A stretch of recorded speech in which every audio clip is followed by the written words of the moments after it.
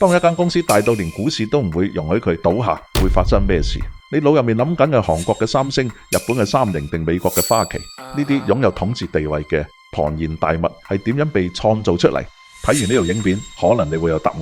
2008年3月，美國第5大投行貝爾斯登突然暴雷，佢手頭充斥住啲垃圾資產，人哋還唔起嘅房貸，被佢包裝成穩賺不賠嘅理財產品賣俾全世界。但係當房價跌落嗰一刻，呢啲產品同埋貝爾斯登一齊跌落谷底，一夜之間貝爾斯登嘅股價由170美元跌落到2美元，98%嘅資產一夜蒸發。美聯儲緊急放出300億美元擔保，先至令摩根大通將貝爾斯登拎翻嚟。市場剛抹走咗口氣，點知呢個不過係炸彈引爆嘅第一根導火線。2008年5月，美國第4大投行雷曼兄弟嘅 CEO 打開電腦，眼前呢幕情景令佢覺得氣血上湧，雙眼發黑。雷曼兄弟嘅股價居然一夜之間跌咗21%，相當於9000萬美元原地蒸發。佢即刻打電話去財政部長保爾森求助，保爾森知道之後都撥通咗嗰個男人股神巴菲特嘅電話。巴菲特知情之後表示願意伸出援手，但佢要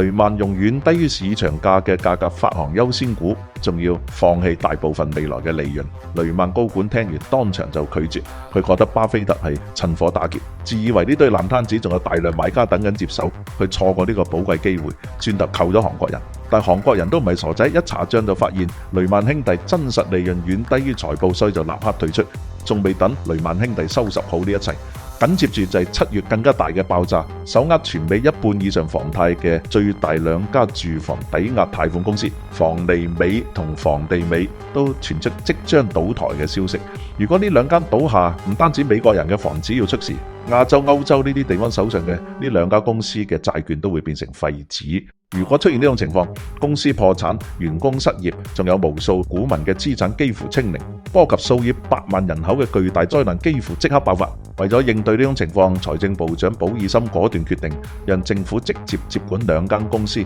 變為公有化。但呢個舉動卻徹底惹爆公眾嘅憤怒。